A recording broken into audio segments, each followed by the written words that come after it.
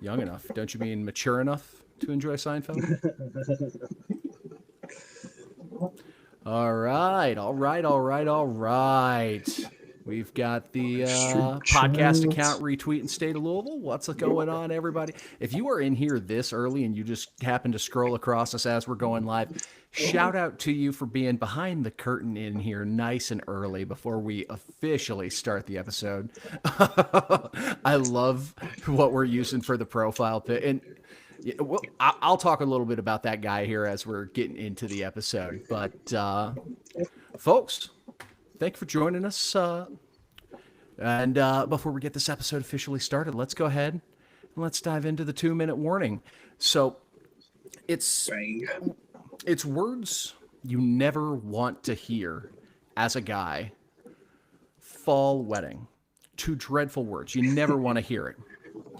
And I mean, could you imagine having to do a fall wedding this most recent weekend? There were 24 games that ended up being one score game. I didn't get the exact total, but I think 15 that were overtime games. Like, this was an electric weekend of highly ranked college football. And Vince, you were stuck at a wedding. Yes, I was at a wedding. I was in my best friend's wedding, so it was definitely a good time. But missing the biggest college football weekend sucks. Sounds like I didn't miss much from the Ryder Cup weekend. So yeah, you're muted, Keith. Pre-show, it doesn't count on Keith versus the mute button. I was trying to not catch you cracking open a can for the sound perverts. And no, it's all good.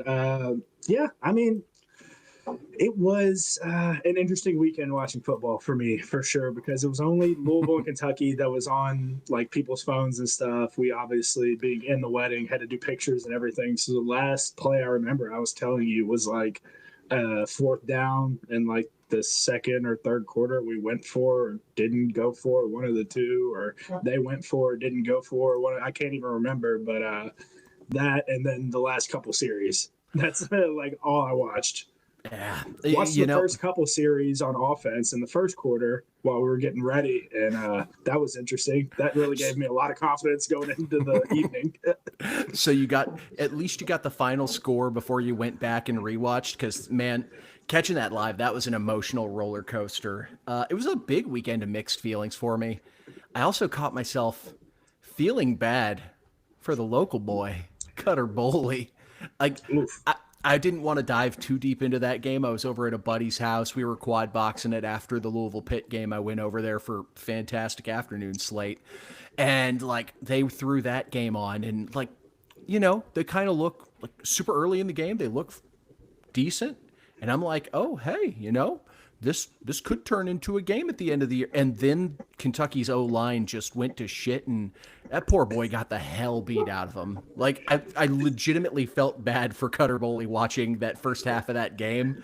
And then it's like, I need to go home and shower. I feel dirty. I'm watching a snuff film. See, I did a little.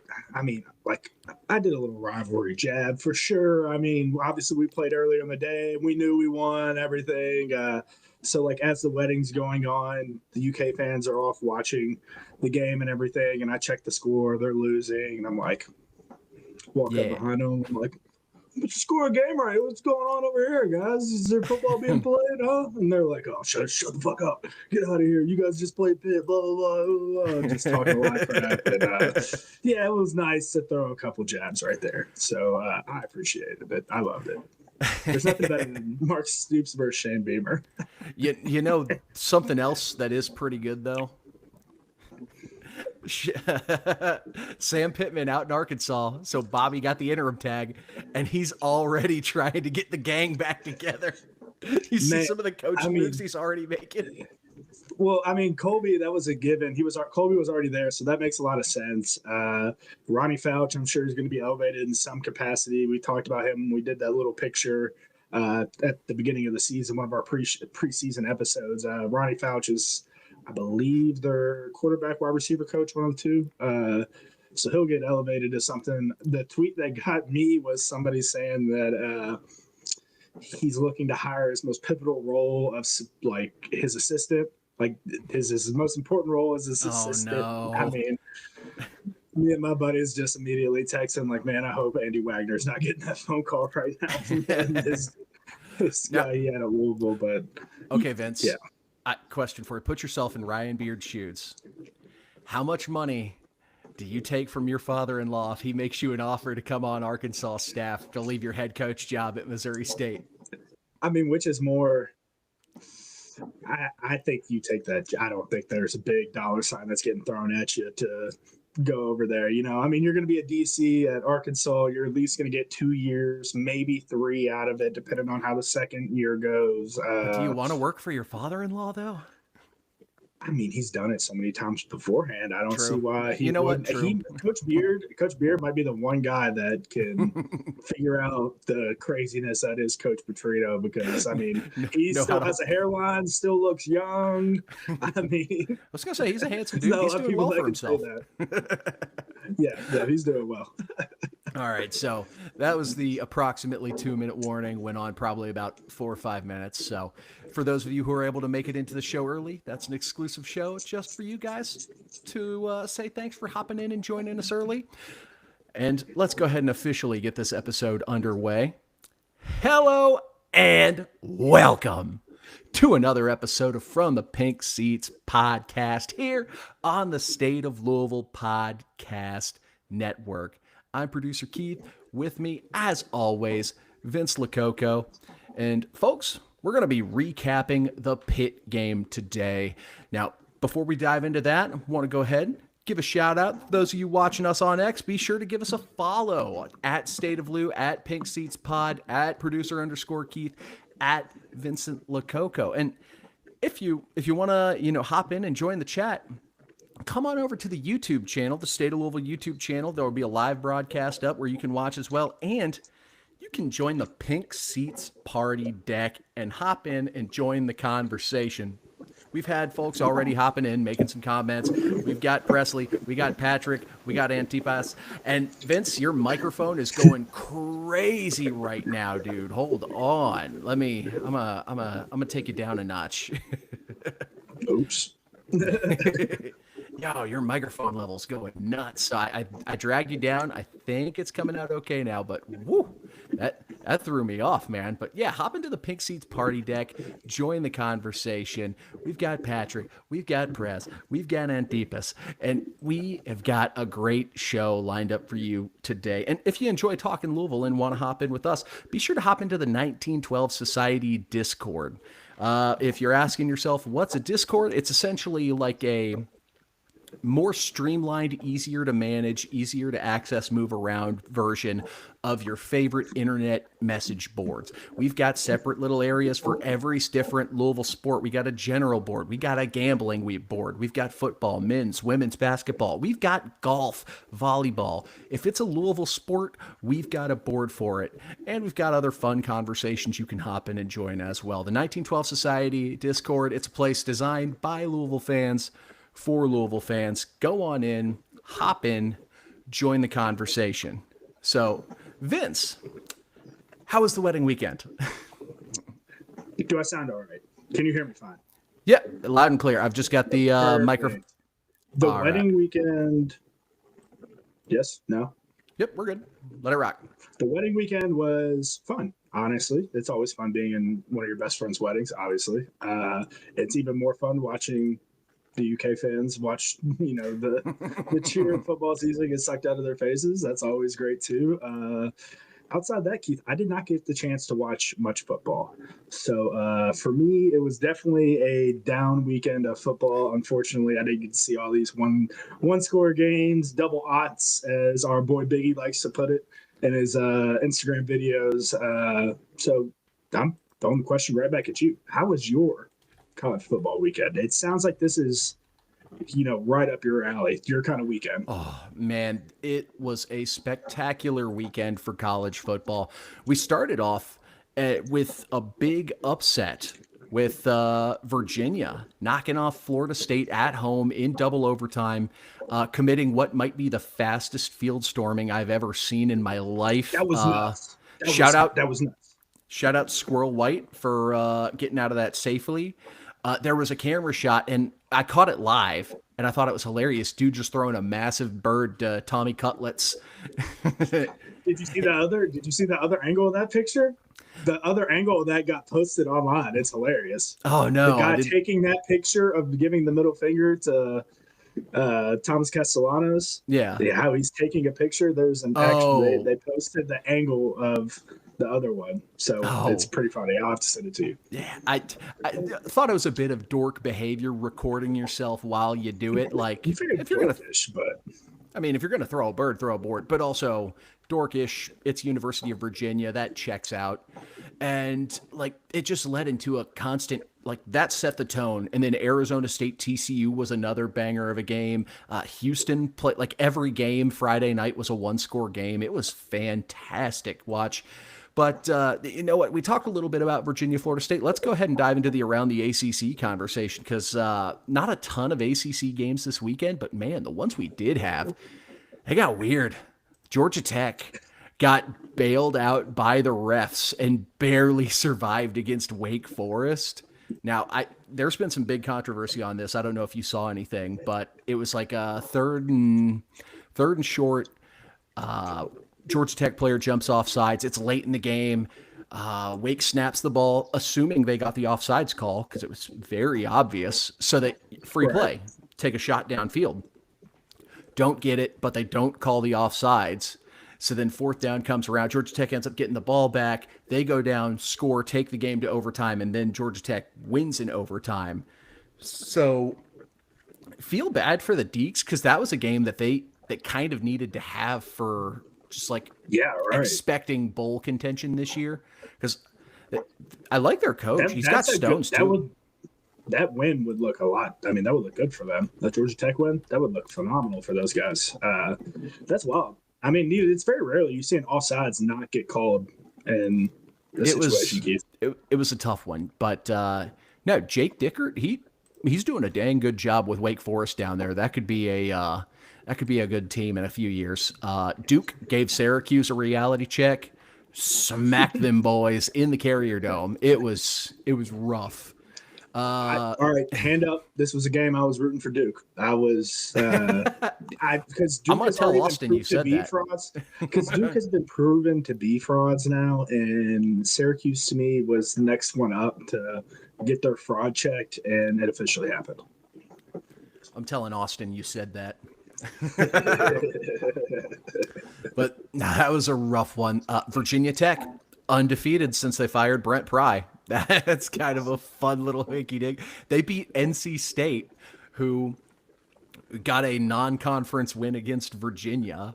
And you know how you call Eli Drinkowitz like nerdy Scott Satterfield? Great value Scott Satterfield, yes. Great value Scott Satterfield.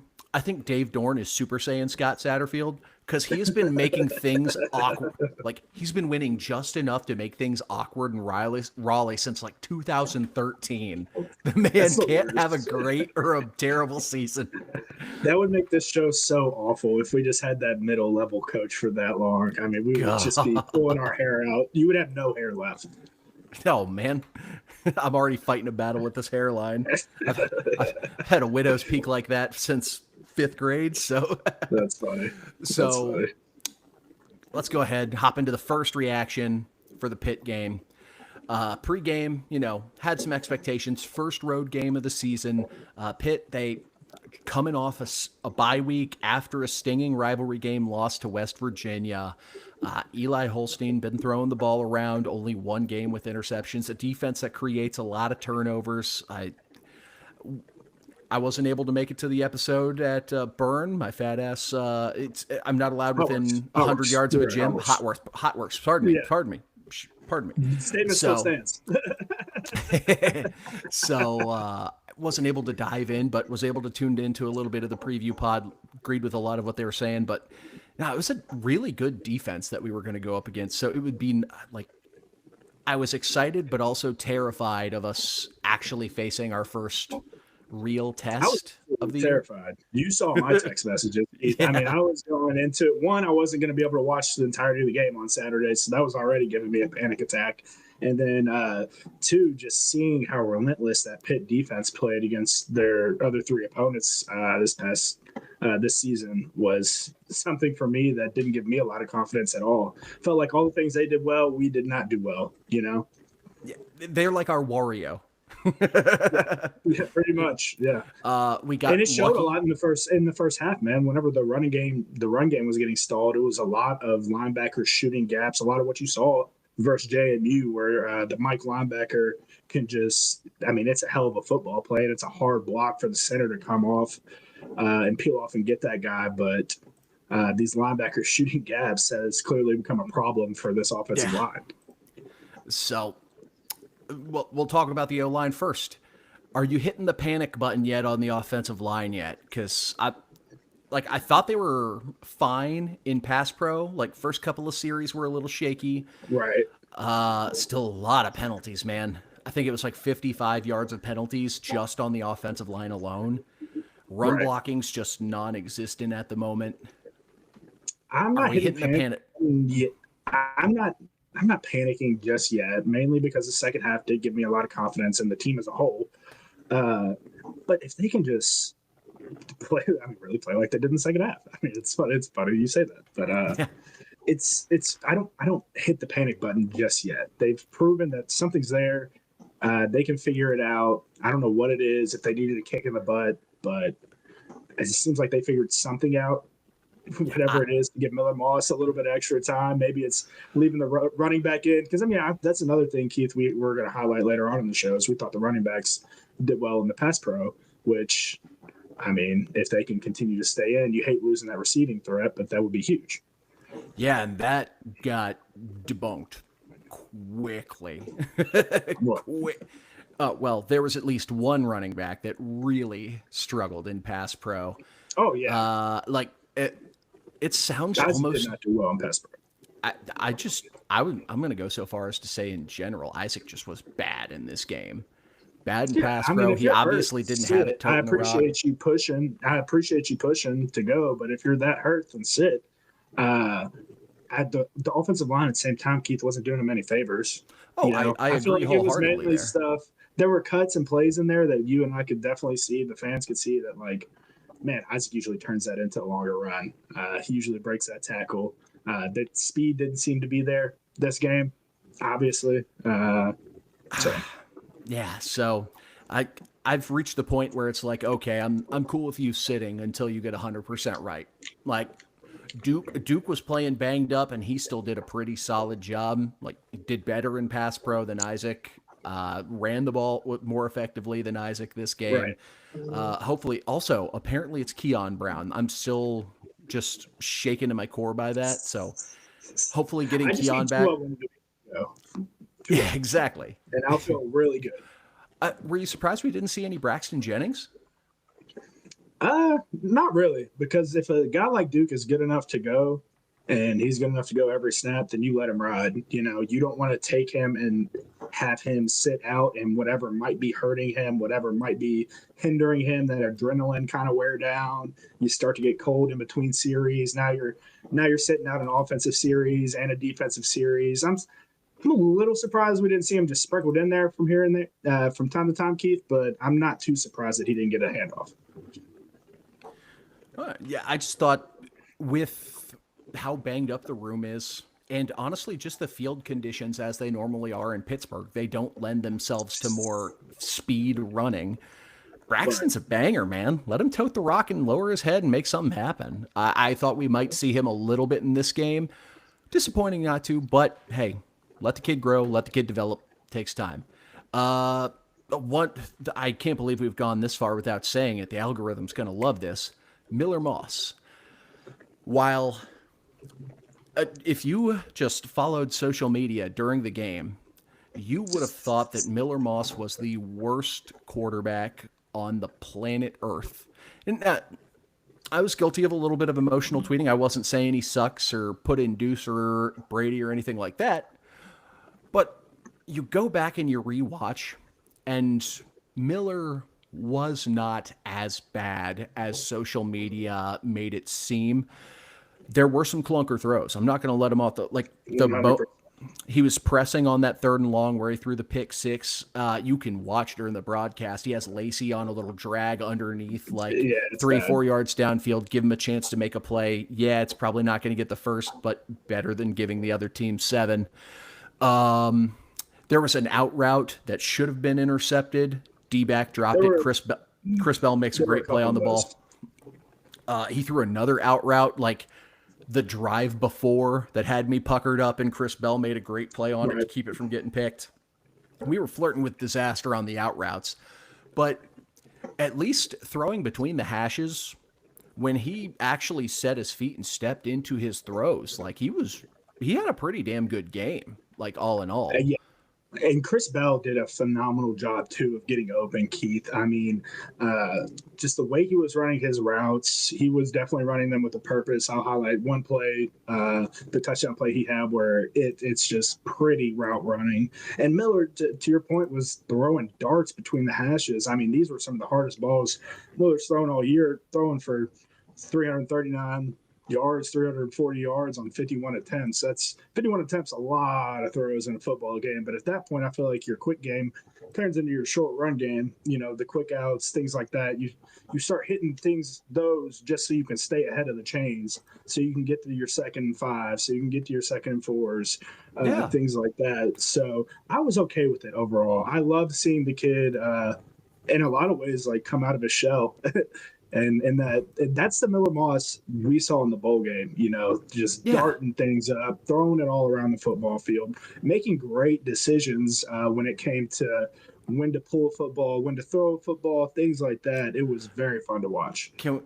I don't know if it's going to be in the game notes or not, but that sexy little read RPO Oh, it's with in the there. swing Oh, out yeah. to Gillette. Oh, yeah, Oh, it's in there. that's the type of stuff I want to see. Like, Yeah. that's that good shit. Yeah, it's fun, man. And like, that's what, you know, whenever we go to these L Club meetings and things that Coach Brom is so gracious to have for like the alumni to come back and watch film, those were things that Brian was highlighting in the year was the decision making of Miller Moss. That's what you're going to be seeing a lot of. He's not the same ball player as Tyler when it comes to athleticism, clearly, but the way the guy runs the offense and the way he plays the position of quarterback is very unique. Yeah. And like you talk about some of the things he did well, like when he's at his best is when he's keeping us on schedule and he's not trying to press and not trying to make these Right. gaudy plays. And I don't know what it was, but maybe it was just seeing us down 17-0. He just turned his brain off and went back to And actually starting to play football. But and Jacob and I on the show at Hotworks, we even talked. We're like, man, if we get down, like, do you think Miller Moss can pull us out of a hole? But both of us were like, no, I have zero confidence that can get it done. And here we are eating our words that week. I mean, I've never been happier to eat words, you know, when it came to stuff like that. Man, you could just see the competitiveness come out in him. It was really cool to see him, like the competitiveness come out in a football player. You could just actively see it in a football game. it's the first time we've really seen him. And look, some people are more like lead by example type of guys, not really big rah-rah guys. But if you're a quarterback, we want you to at least have a little bit of that rah-rah. And it's the first time we finally got to see Miller Moss in that light. And he went from losing like 70% of the fan base to winning them all back so fast.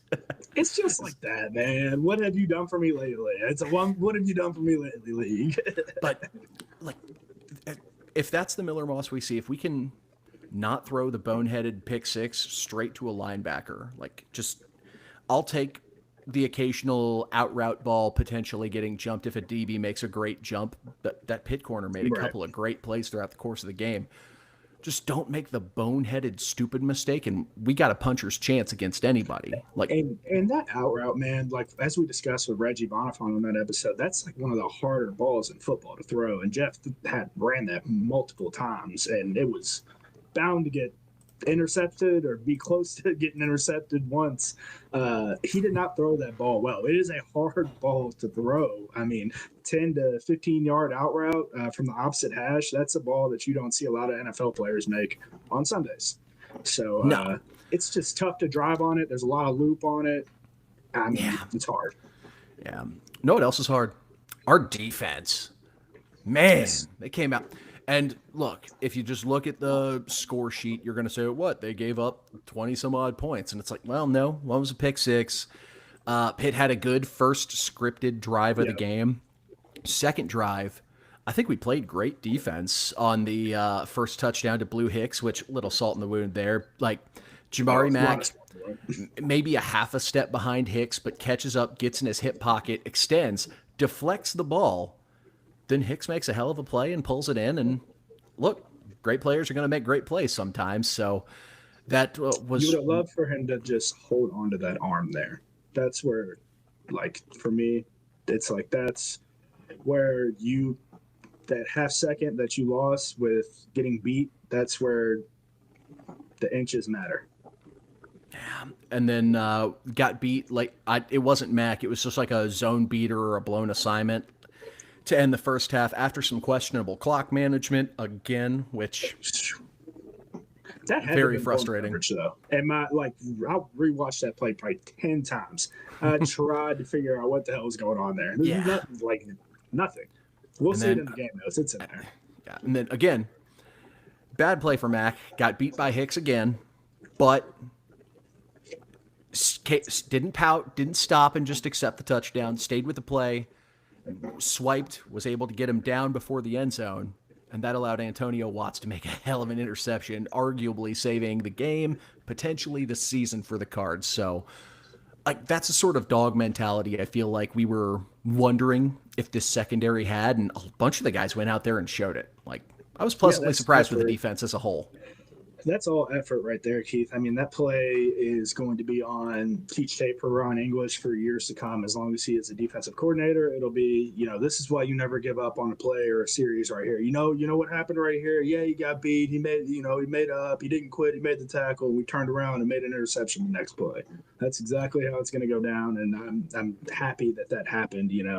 It's a corner you had definitely have to have that DB position short-term memory because big plays happen all the time.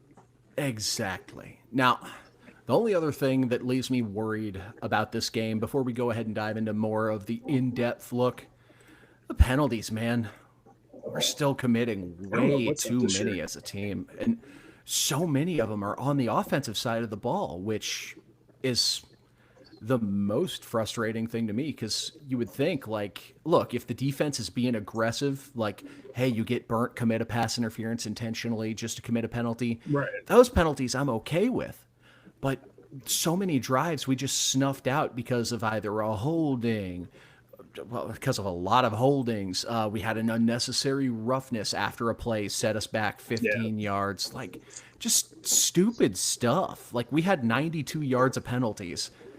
Very rarely are you going to win a game when that happens.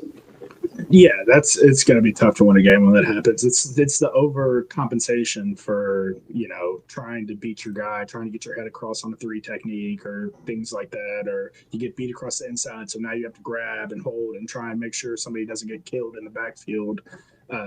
It's stupid. It's day one stuff. It's frustrating. And it will eventually get us beat.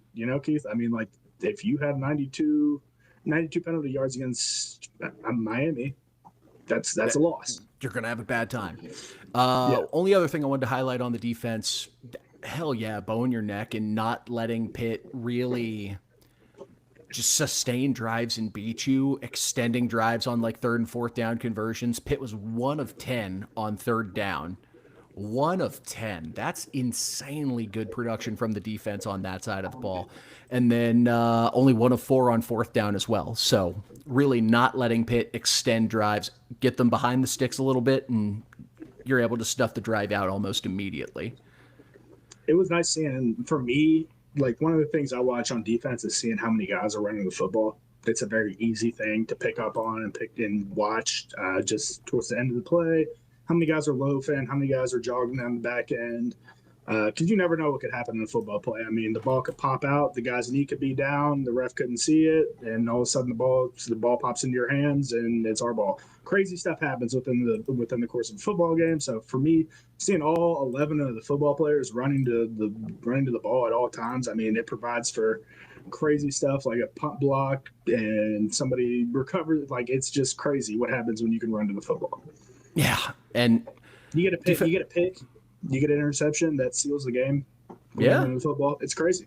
good things happen when you hustle.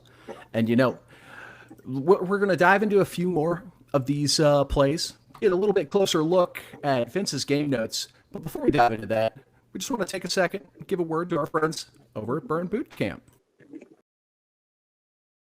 Fellas, football season is here. And if you're looking for a place to get after it like you're still in the locker room, Burn Boot Camp is where you need to be. It's not your typical gym. This is all about community, accountability, and pushing each other to be better every day. Whether you're just getting started or already in game shape, Burn's group workouts have you covered with one-on-one personal training built right in. They've got locations in Louisville, Prospect, and Crestwood, so no excuses about not getting there. Morning, afternoon, evening, they've got classes that fit your busy schedule. And parents, you'll love this. They even offer complimentary child watch. Right now, you can sign up for a free 3-day trial with unlimited workouts. Check Burn Boot Camp online at burnbootcamp.com and see for yourself what it's all about. Then get off the sidelines and get in the game with Burn Boot Camp.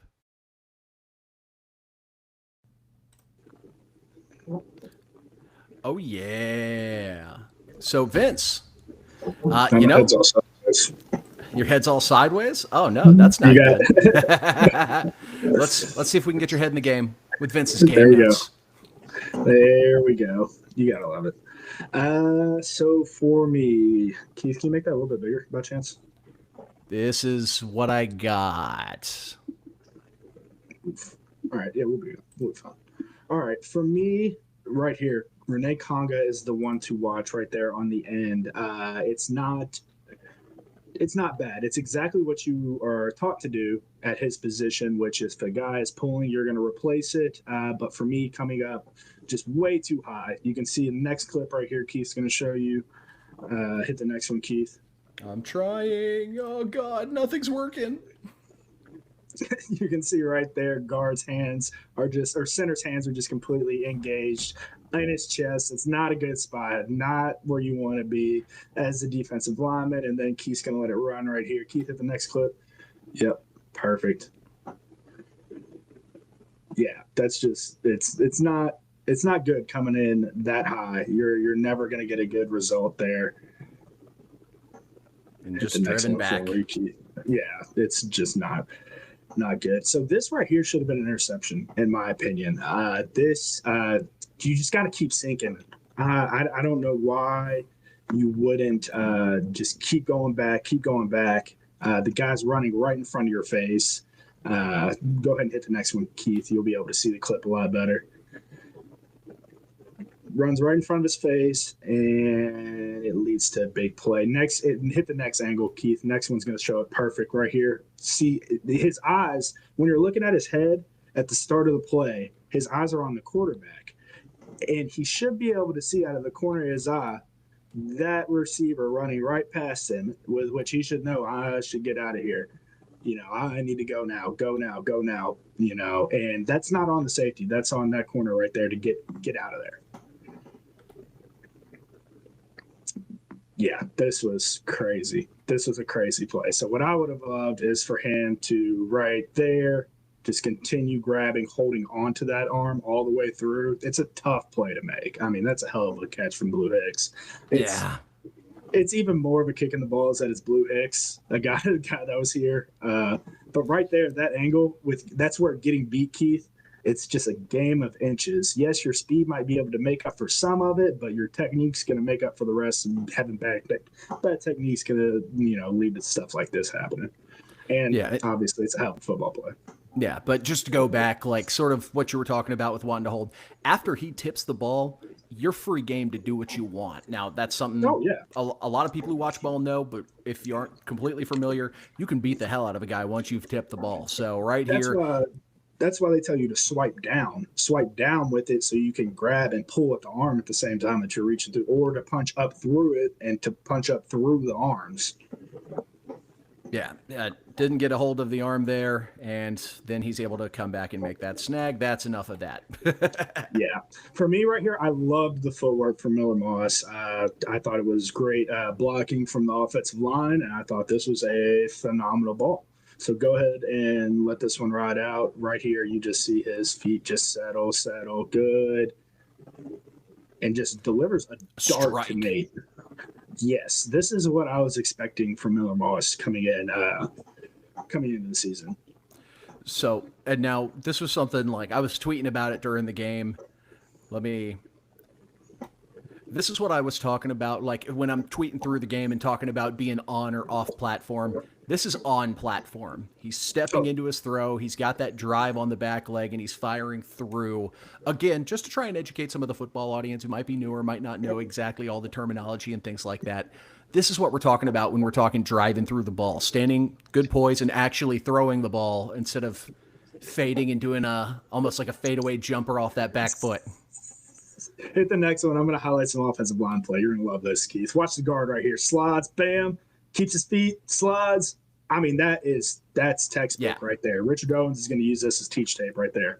I mean, hands inside, great base. I mean, plays the pick perfectly. That is great. Musa got a lot of grief during this game. This was a damn good rep from Lance Robinson, and good job on the handoff with Musa here, giving a clean pocket and a throw-in lane for Miller to go to. Yep. That is, I mean, Miller Moss, take him out for dinner after this one. This is great. This is the only reason you completed this ball. Jordan Church, I believe, finding work. Like he sets up, no one's home. Yeah. You mother. Uh-oh. Yeah, sets up, gets the switch, no one's home, finds work, works the nose guard, keeps eyes up. Good rep. Now, this is not a good rep. So right here, obviously bad ball, as Keith highlighted earlier, there's Colin Lacey's right over the middle right here. This is a freshman mistake from a fifth-year senior. You got to make these completions. This is a huge moment in the game right here. I mean, 10-0. So, yeah, that's bad. Yeah. How are you not? My thing is, how are you not seeing that? You're seeing the route behind it. How are you not seeing the route in front of it? That's where I'm confused. Yeah, I don't know if you can't see over the line with Robinson and Niagara working or what's going on there. Because, I mean, Coach Brom talked about it yesterday, I believe, just locking on to one receiver and trying to force it. Look, it's 3rd and 15. You don't want to take the check down, but Colin Lacey's a playmaker. You got to trust your guy to make a play. I mean, and you never know what happens. You hit this check down right here, and we might have to punt, but we pin them way deeper than what happens.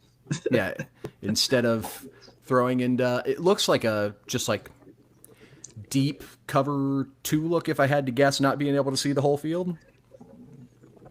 Because you just see them bail out immediately. Bop. Those corners probably just kept sinking with those routes. So, probably some form of a cover 2. Yeah. And it's just not good. Yeah, and I mean, you tell the linebackers, get back to the sticks. Don't give up whatever you can short, and you can go make the tackle. So exactly. That's one that you're sitting there as a linebacker, you're like, surely, God, he doesn't throw this to me. He threw it to you.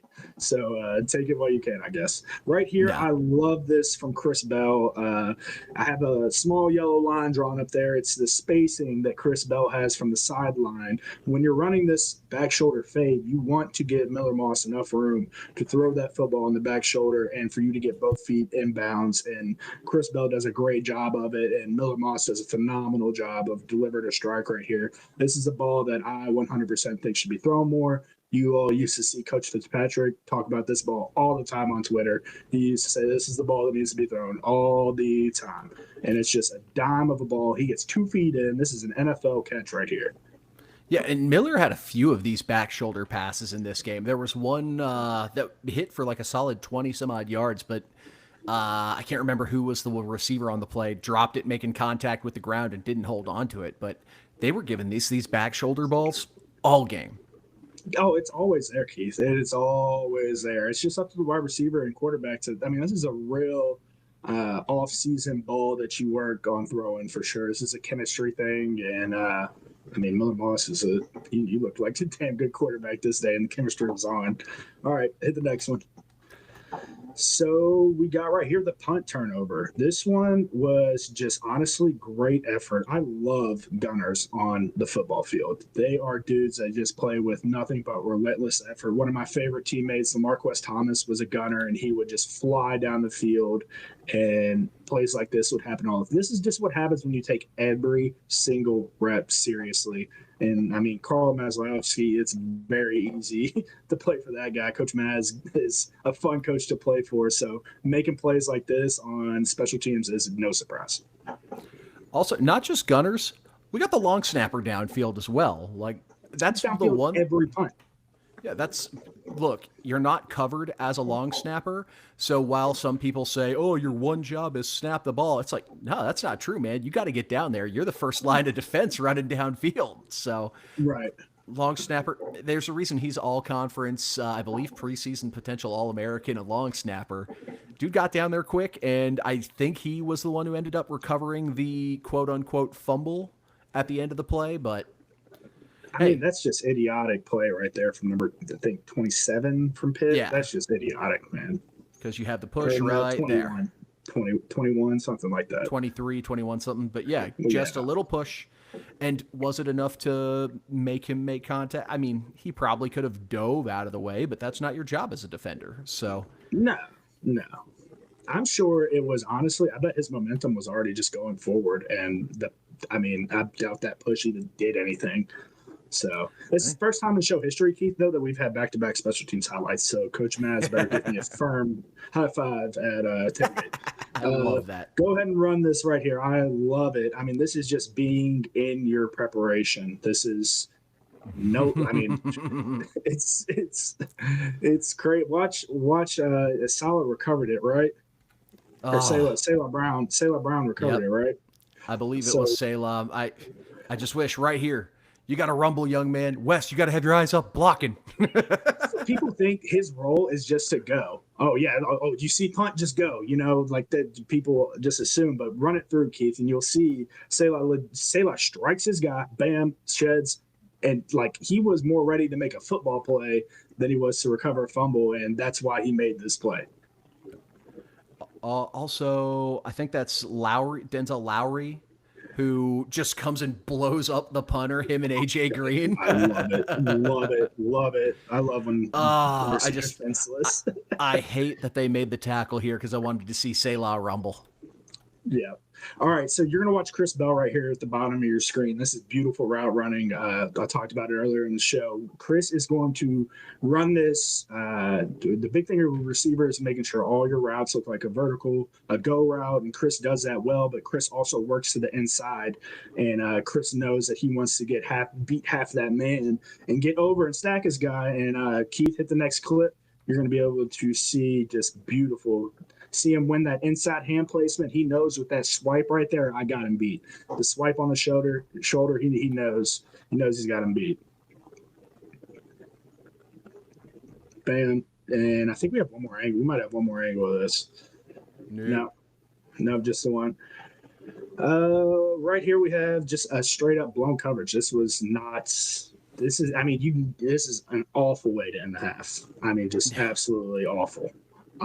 It's honestly just not being all there. You have to know down a distance. You have to know the time and know where they're going to be attacking on the football field. I mean, it's 1st and 10, 26 seconds left. What do you think they're going to be doing, Keith? Trying to throw the ball downfield, obviously.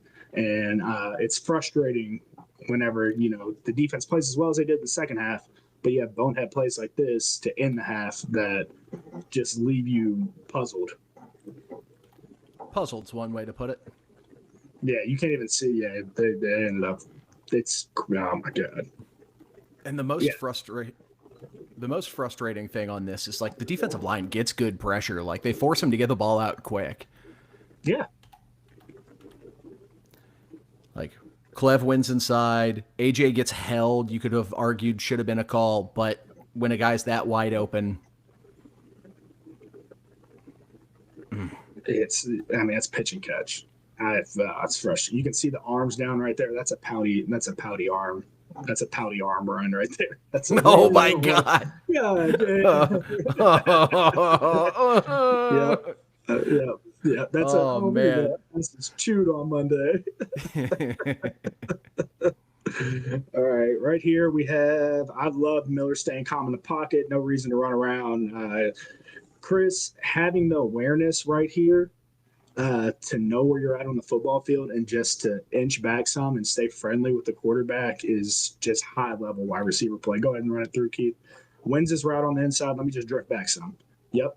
That's all about just staying friendly, knowing where the defenders are in relation to you. So watch number 3 as number 3 is peeling off to take the inside. Chris is just going to drift back because 15, the corner down at the bottom of the screen can't cover Isaac and Chris at the same time.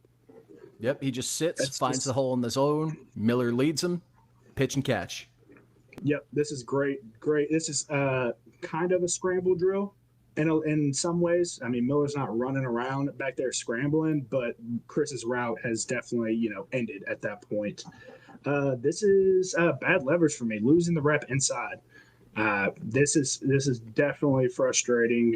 You hit the next one. As soon as he opens his hips like this, it's over. Routes lost. Same thing with Chris Bell. We just watched. As soon as your hips are open and he can throw your arm off the shoulder because you don't have good leverage. You're not on the hip at that point. So as soon as he can throw your arm off the shoulder, he knows the route's won. Play it through, Keith. I think we got to, yep. And bombs away. Now the effort, staying with the play, not giving up. I love all that stuff because it leads to this right here, man. This is what football is all about. You can't sit there and dwell on a play that just happened, a couple seconds ago. You have to saddle back up and go and play the next play. So going and playing the next play leads to this. And Keith, this is awesome, man. Because last year, what did we say? The whole season. How can we stop a wheel? Why can't they cover a wheel? What is going on? So they probably drilled this 100 times in the offseason. They probably drilled this 100 times in the red zone for game prep. And that's what, that's what I love the most is you can see the coaching in real time right here. You can see, okay, we sucked at this last year. We improved on it this year. Yeah. And like what makes this play, and I'll pause it just during the video to see, it's something that we've already seen sort of the benefits of as the year's gone on. We're putting our hands up when we know we're not going to get home more. So Caleb Perry, TJ Quinn, both coming off the edge. They both see like it's condensed field. Quarterback's probably going to go for the quick out because of the leverage of the design of the play. Put your hands up and bat the ball or force the QB to put it in the air and buy your guy some time to make a play. And just going now. Yep. Watch. I mean, he just goes. You have to just commit to it. You know what the route's going to be. You just have to get the right angle and perfect. Yep. Going under that right there is huge too. If he goes over top of that, he's not making that play. Yeah, and you see him lowering his shoulder to rip inside almost to make sure he gets underneath that cross and pick route. That's that old get skinny thing I wasn't good at. Once in its full entirety just because of how beautiful it is. What a snag. Guy did it once against Washington last year, and all of a sudden he thinks he's Odell Beckham Jr. Hey, do more. Do more of it. I don't care. Do it more. I love it. I love right here, Miller Moss being able to just navigate the pocket. Let me see what else I had. Not getting flustered and just being able to deliver a strike. I mean, as I've said in multiple clips, this is what I expected Miller Moss to be whenever we initially got him. Run it through, Keith. I really enjoyed his footwork on this. Look at that. Just being able to sit there and go through all his reads, bounce around in the pocket with no worries in the world. I mean, kudos to the offensive line, too. Look at that right there. Just nothing. Driving guys back, driving guys out of there. And it's something you really noticed in the second half. Miller just trusting the offensive line to keep the pocket more. And again, staying in and throwing on platform. Rasheed Miller's in the way of the back leg, but you can see he's driving through the back leg, through that plant foot, and actually putting some zip on the ball downfield. This is what you want your quarterback doing, and this is when Miller Moss is at his best. And look at this piss miss he throws. This is a dart. This was a rocket. Yep. First down. Next one, too, we're going to talk about Miller's feet. What I love is him looking off the safety right here. If he doesn't look the safety off, this probably isn't a ball he's going to complete. Bam, right there. Now, that little hitch in that look right here to there, is what opens that up, because the safety now is dropping this way, and then as soon as Miller opens right there, he's got to throw that now because that safety is going to come downhill and break, which he does, and Miller delivers a great ball, and Chris makes a great catch on it. Yeah, getting hit immediately on contact, catching the ball, and still bringing it down. That's why guys think so highly of you and expect Chris Bell to play on Sundays. Exactly. So what we're going to do right here is, I mean, this was a phenomenal play call from Jeff, even better decision-making from Miller Moss. I would love, before this play starts, I would love to know the percentage on Miller Moss pulling it on these read options. I bet it's in like single digits or teens, Keith. But what we're going to get, Colin Lacey's going to motion out. That's just going to give Miller Moss a read of what all the defense is going to be getting. It's also going to be getting our lead blocker out there.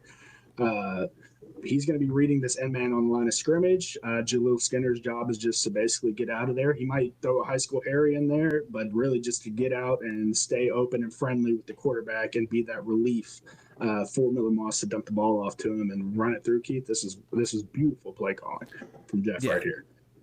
Pull it. Pulls they it. commit to the run, and then it's just an easy swing out. You get a block. He doesn't hold. He just gets a body, doesn't hold, and Skinner's got plenty of a lane. That's like right there. Keith, is getting them to commit to the run, getting those guys to commit to it. Like that's such a good tendency breaker call, because this is the first time we've seen anything like this year, and honestly, I don't recall seeing much like this at all during the Brom era, which drives me crazy because I love these concepts. This is all Scott Satterfield play. So, and again, Colin Lacey right here, huge job blocking. He's getting beat with the spin, but he just get in the way. Don't hold, get in the way. And that's what he did. He made a play. And I can't tell if Miller's throwing up a touchdown sign right there. Or if he's no, don't hit me. I don't have the ball. Don't touch him. Don't touch him. Don't touch him. Yeah. La la la la la. You will never get this. Yep. Love it. All right, next clip right here. I believe we're only going to rush 4, but nonetheless, it's going to be a sack, and it's based off of effort. I mean, it wasn't anything else but effort. That's what I love the most. I said it early on, is the effort from the guys right here. Play it through, Keith. Or we end up rushing 5. Yeah, so just 5 on 5, beat your guy, win. Yep. I mean, that's almost a coverage sack, Keith. Yeah, but a great job utilizing leverage from Renee here. So he gets inside of the guard. He's kind of pinched between the guard and the center, so the guard's going to overcommit from this spot to try and come over. Easy swim move to get back over the top by Renee, and then it's a free ride to the quarterback as long as the ball's still there. So thank you. Yeah, that's what I was saying. Come it's again. Kind of a coverage. It's kind of a coverage sack in some ways because, I mean, we didn't run any crazy stunts right there. It looked like D-line slanted, and we obviously brought a guy off the edge. But, I mean, DB's got to hold on there for us to be able to get that sack. It just feels weird to say that, like, a play that takes us 3 seconds to get to the quarterback is a coverage sack. But it is, especially in today's day and age where guys are getting the ball out so fast. So, yeah. All right, next clip for me. Yep, we're here. Oh, are we already here? Yeah. All right. So what I love is TJ Quinn. Obviously, he's the guy that gets the interception, but what we talked about last week versus Bowling Green were the bad drops. Guys just not getting the right depth and width with what they're doing and not turning their head, keeping their head solely on the quarterback. What I want you guys to watch is TJ's head right here and how much his head moves and how aware he is of the routes that are going on around him. He takes the perfect drop for it. This wasn't whoopsie daisy throw by the quarterback here. This was great coverage by TJ Quinn. And this is something we've been begging TJ to do for the last 2 years. Get in that throwing lane, man. It's perfect. You watch his head turn and then turns the other way off screen, and great job. And I'm really happy that he got this because, man, after that first dropped interception, man, I was saying some very mean things about TJ. So I'm really happy. Not one, he got 2 to make up for it, but man, he dropped the easiest one. Yeah, he dropped the easiest one for sure. This is a great play about him, man. Great play. You love seeing a senior come up with plays like this. Yeah. This right here, great job, Miller Moss. with selling on the fake right here, off platform throw, putting it in a spot where only Nate's going to catch this football. That's the key. We used to struggle with Lee Cunningham with getting him to throw balls to the back of the end zone, and Miller Moss did a great job of executing it right here. This is just trust the play call, trust that Nate's going to be there because you've got two dudes ready to hit you in the grill. So before the play, I just want to say I am not an advocate of throwing off platform if you don't have to. And this was maybe the one play in this game where Miller put it on target when he was throwing off platform. So I'm just going to roll through to the throw real quick just to say what I'm talking about. Watch Nate's route too. Nate runs the perfect route path on this. If he goes under, this is probably covered. Yeah, and I love that. I'm assuming the design Miller hit the back pylon. So, if you look at how he's throwing, this is not where you want to be throwing the ball out of. His feet are together. He's jumping off towards that back leg away from the direction he's throwing the ball. Yeah. So significantly less zip is going to be on this ball, but he's able to float it in the right spot, and Kariski goes in and makes a hell of a play. That's drill work, Keith. This is almost teach tape for Brian Braum right here because they put those buckets, the big basket for the footballs. We do a challenge for it now for the home games. That's what these are designed for. You put them in the corner of the end zone and you let guys throw off platform, or just normal fade balls and stuff like that. I mean, look at Nate go up and get one. I hear you, kid. I love it. I'm sick and tired of people saying, oh, Nate Kariski's just old reliable. This kid's an athlete. Full extension to make this play and come down with the ball once in its entirety. You see what I mean with the route path? Go back, we'll watch it one more. Watch his route path. If he goes under, he's hitting Colin Lacey right here. So he runs into Colin Lacey if he goes under that. So going over is just, it's so pretty. You love it. We'll show.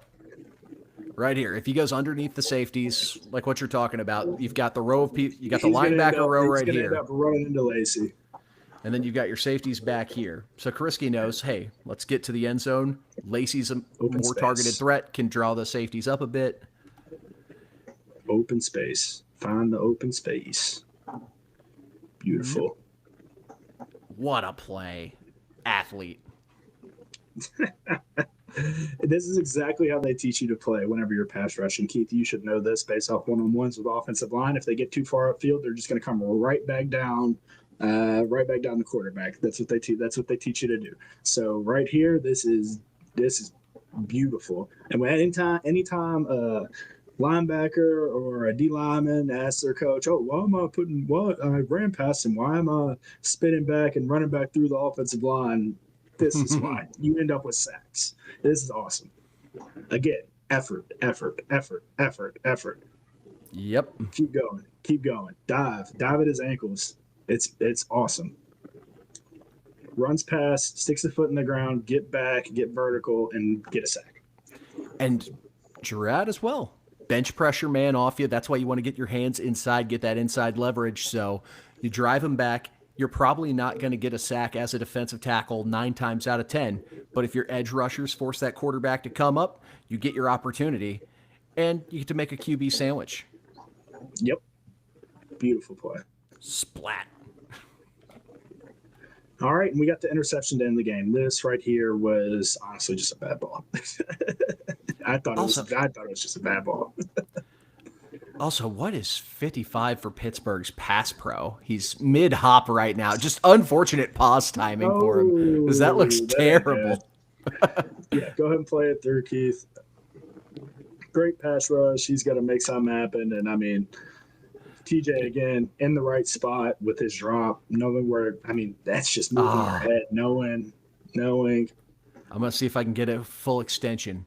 We gave it to Nate. We got to give it to TJ. Close enough. Athlete. That's as close as you're going to get it. Yep. Athlete. This was awesome, man. TJ Quinn making 2 plays like that. Man, where we've had a lot of questions and a lot of, where's he at? Where's he at on the year? Is he going to step up?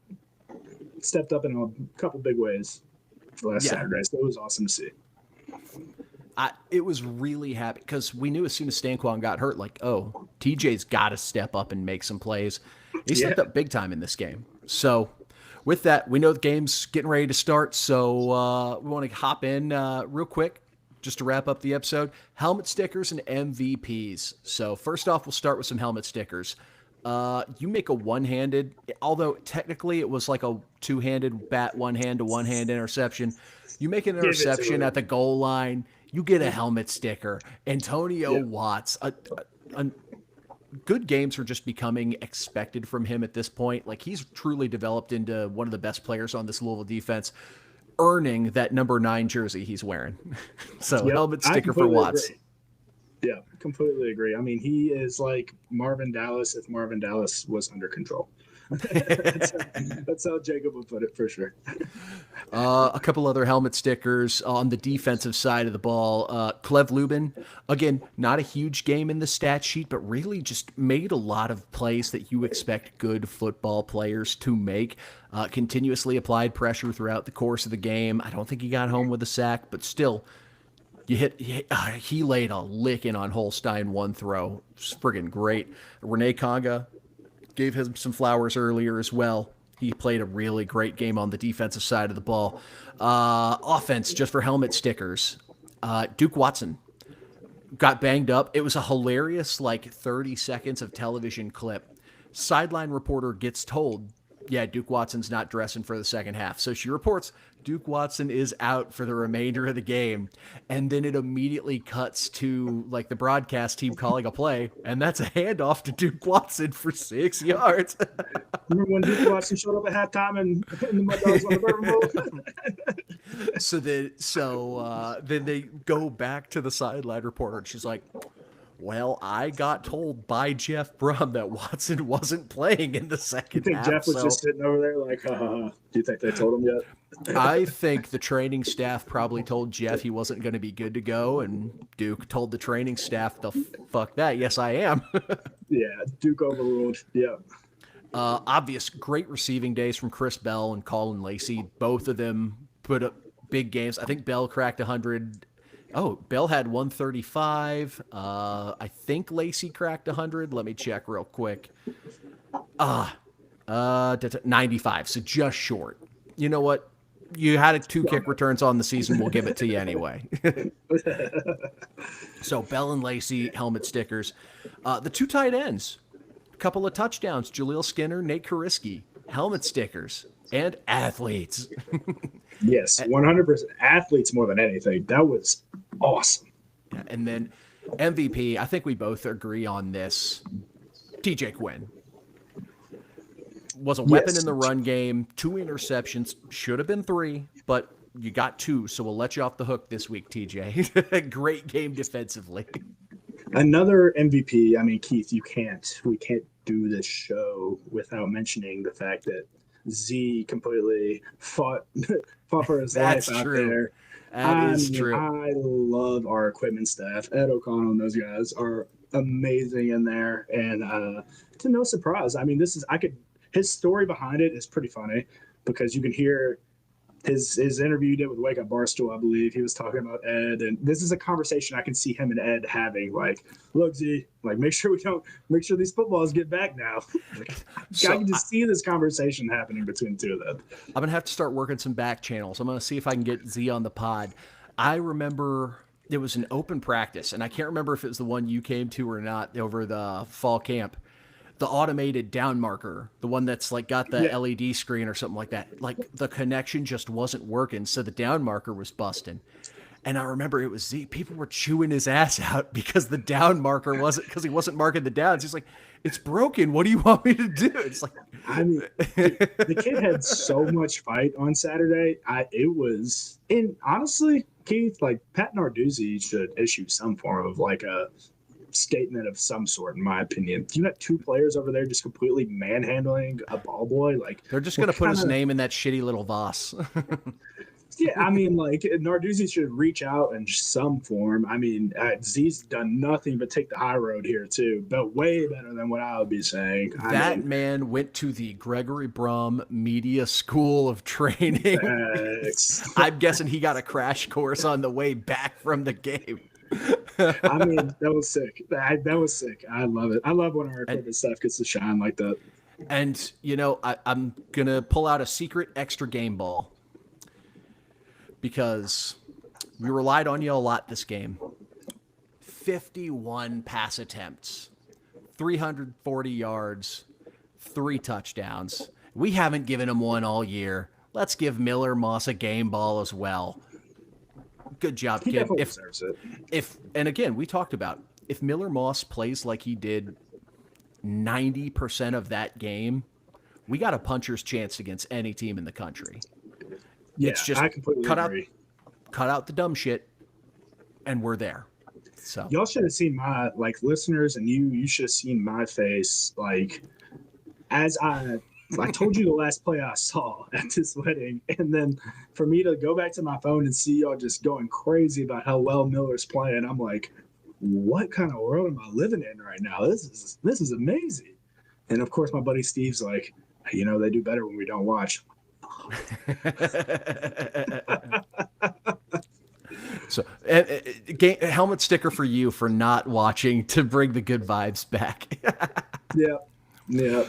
And helmet stickers for the Pink Seats party deck as well, hanging out with us throughout the course of the show. Andy Paz, Alex Presley, Crunchhab, Trey, Coliseum, Anthony. If I missed you, Coach Petrino has not called me. No, I saw your message earlier. Coach Petrino has not called me or texted me. No, I'm not too. You don't want to go call the Hogs? Phone number, nor do I think he knows my name. So I want to give a huge thanks to the party deck for hopping in and making this show as fun as it is as always. Huge thanks to the folks tuning in, watching us on Twitter. If you haven't already and you're watching like a rerun, if this popped up in your feed or something, get on over to the State of Louisville YouTube channel. A little tongue twister there. Get subscribed. We got football, we got basketball getting ready to ramp up here soon with starting 502. We got baseball with 3rd and Central. They were doing a ton of live shows during the College World Series run that the team went on last year. And then we got It's 502 Somewhere, which is like us dipping our toe into a little bit of like a journalism interview style show. We've really put out some compelling episodes over there. So if you like us and you've been with us this far, hop in, hit the subscribe button, turn on the notification bell, all the other cringy things they say, because it really helps us out. If you're listening to the audio version of the pod, make sure you hit that follow button, rate us, review us, unsubscribe, resubscribe, re-rate, re-review, do all of that good stuff. And get ready, folks. We got a ranked matchup coming up this weekend. Yes. So we'll be back. We'll be live on Thursday to talk against top 25 Virginia. So who would have thought? Who would have thunk it? But that said, that's Vince Lococo. I'm producer Keith. Thank you for tuning in to another episode of From the Pink Seats podcast. And as always, go Cards. Go Cards. Go Reds. Let's win a playoff series. Come on, please. Do it for me. I'm so happy you guys got into the playoffs just to get drummed by the Dodgers. You're just happy because the